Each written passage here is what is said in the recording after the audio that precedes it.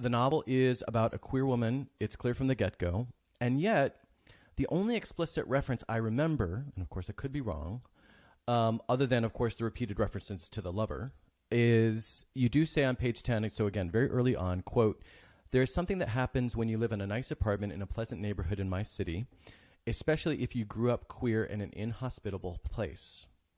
But the rest of the time, other than we know that it was this relationship that's being mourned between two women, it's not like there's a scene where she's grappling with they're not married or they can't get married or she doesn't have the rights to visit her lover in the hospital. There's not that kind of stuff going on, right? Right. So any thoughts about how the queer identity fits into the story?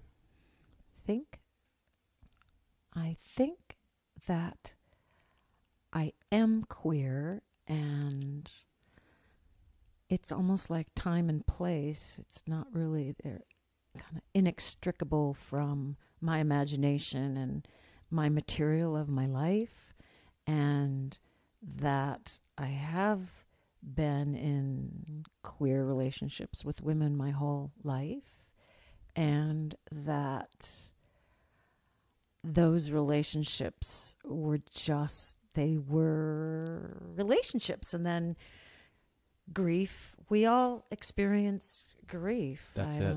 We all experience grief. I mean, I do think that there's a way of seeing that I've gotten from being queer, and I think some of that is there's some surreality in that, because when you're told, when this is a table. Okay, this is a table. We all agree this is a table.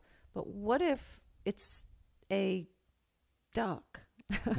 And I think, we've heard this before. The sky is blue. The sky is blue. But then I looked up at some point and I'm like, oh, the sky is sometimes green and it's sometimes sort of a dark gray and black. And sometimes it's,